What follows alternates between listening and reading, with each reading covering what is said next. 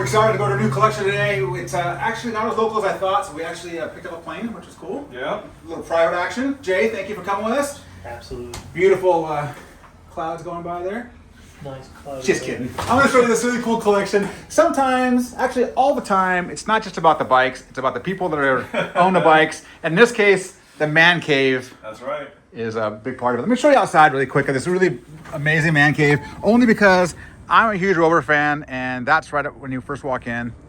Jay drove us here in his cool Bronco, and look at this thing really quick before I jump out.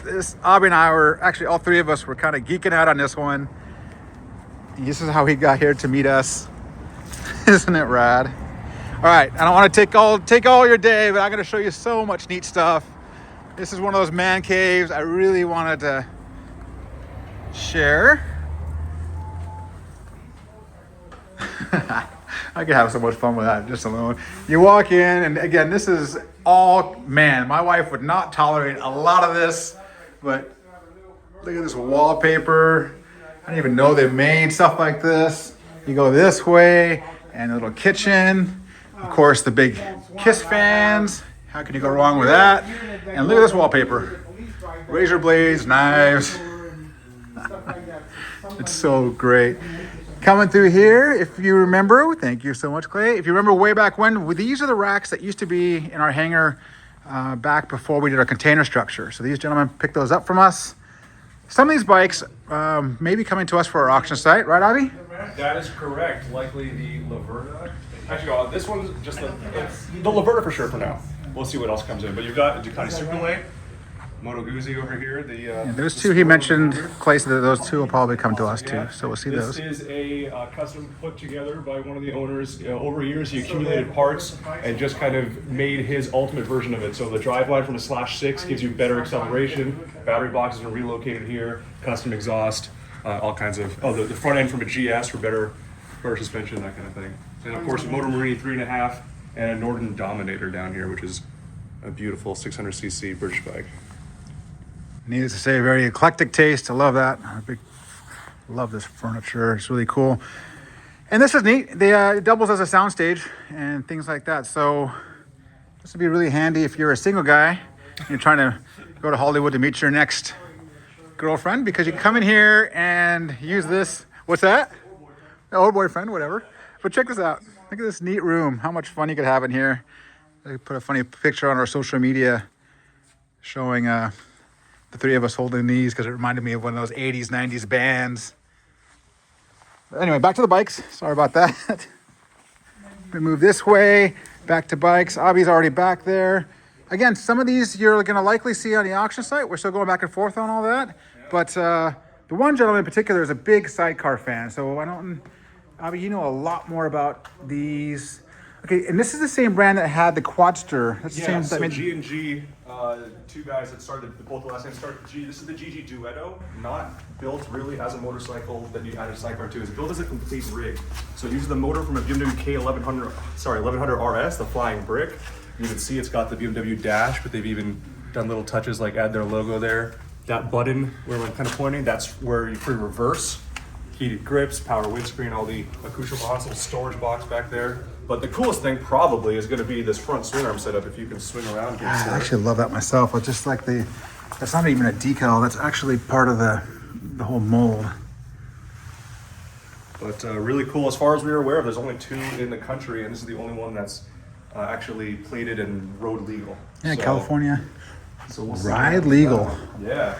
BMW K1, the owners had 7 of these over his lifetime. This was actually an import. The dash is in kilometers. The cool thing to me about this, Lufmeister exhaust, the twin Lufmeisters. I haven't seen that in a K1 in a long, long time.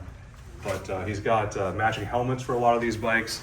And this one's in just really nice shape. 37,000 kilometers on it, but it looks like that. It looks like less. Don't ask, the sign is not for sale. He's keeping some of these things. I've already asked numerous times. I think that's really neat.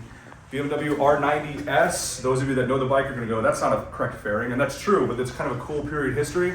BMW R90S, originally built this way, that Daytona orange paint job, and then the period owner, when he bought it, the next year, I think I said RS earlier, sorry, R90S. The RS comes out later with the full fairing, and the guy had the factory actually custom paint it to match and install it. That's incredible work too. Yeah. Look at the horn right there on the side of the motor. Yeah, Really neat. Love that. Yeah. All right, moving on, Abby. Oh yeah, we got some more BMWs as you can see. So the granddaddy of the GS line, the R80 GS, the Sidecars, is kind of one of the things that really sparked the adventure bike series out there. He has the original tank and the original seat, but this has the kit that people love with the bigger tank, of course that iconic livery there, and the short red seat. This one's got 50,000 miles on it, but if I remember correctly, it's a low VIN. It's like in the 40s or something like that. So really early, really nice example of that. Yeah. R75S. Yeah. Right. Right there. My next Armor race bike is going to be based on that, so I'm excited. BMW C1 Scooter back there. You don't see those every day. I've never seen one in person. Actually, you know, I beg your pardon. I think I did see one of these in Europe. Yeah. I think I've seen these in here. I mean, when's the last time you had a motorcycle with a windshield, you know? Yeah, no kidding. And the windshield wiper. Such an interesting concept. Makes sense. Yeah. Sort of. This one's neat. You know a bit about this one, don't you? Yeah. So this is a BMW R1150 GS Adventure. It's a little dark back here, sorry. But this was built as a support rig for Rawhide Adventure Tours. Our buddy here, he used to work for them. And so yeah, again, 1150 GS Adventure, got a crazy rig. He had the facilities like that can, or that setup there, that box, that actually unfolds to unveil an espresso machine for all you fancy ADV riders that want to Oh wake my up. god, that's so hilarious. My wife might go for that one. Yeah. I don't know how to And talk on the first. back, you could set up a receiver so that if their bike broke down, they could put the front wheel in the chalk and he would tow them out with this thing. It's an absolute workhorse, this bike. I like that. Yeah. Some other stuff. Italian bikes here. You got a Benelli 650S Tornado. A couple things that I love about it. The way the gauges are designed to get that inset. I think it's just really pretty. Like a classic watch. It's Yeah. beautiful. And then you've got the Easy Clutch. So these notoriously had really heavy clutches, but you could buy something. You can see, I think it says White Brothers on it. The Easy Clutch has a pulley system in there to help just make it a lighter clutch pull. I could do that. Yeah, no make it kidding. easier. That's awesome. Yeah, MV Agusta Pullman 125. This is back in the day when you started riding, you got on a 50cc scooter, then you graduated to a 125, then you graduated to a bigger bike, that kind of thing. So MV wanted to make people feel like, or like it looked like a motorcycle, but this is really, in its core, a 125cc scooter. It's a two-stroke. And the coolest thing about it, so you have the shocks back here, right? They connect to the swing arm. The motor is actually it's all one unit. So when this thing goes over bumps, you can kind of see this other suspension unit here. The motor and the swing arm, everything is moving as one piece over bumps. So it's kind of like a Vespa. It's a scooter, but it looks like a bike, and it's got a 3-speed twist grip shifter on it. But yeah, really cool 1952 bike there. I'll leave you to talk about that sidecar. I saved my favorite for last. I don't really know a lot about it. I'm more in love with just the overall design. I'm not a huge sidecar guy. I've obviously got me more and more into it. Although after my broken clavicles, I had a really bad experience and a really sore day. It took me a couple months to get over that ride. But golly, I just love the actual design of this one. I've always have. This is the one I want for Rhode Island. I was sitting on it and thinking about it. Look at some of the beautiful architecture, or some of the beautiful metalwork. Kind of reminds me of the old, like vintage cars. You can just picture yourself rolling up a blanket or a sleeping bag or something like that right there, or a basket. Do you know much about it, Abby, as far as like the actual bike itself? No, not a ton. I didn't get a chance to see what generation it was. I mean, first glance seems like a 51/3. Well, let's see here. Or actually, That's okay. yeah. That's all right. But yeah, and then the sidecar here, so they call it the Bullet, and if you kind of look at it straight ahead, you can definitely see why. I just love this design. It's so neat.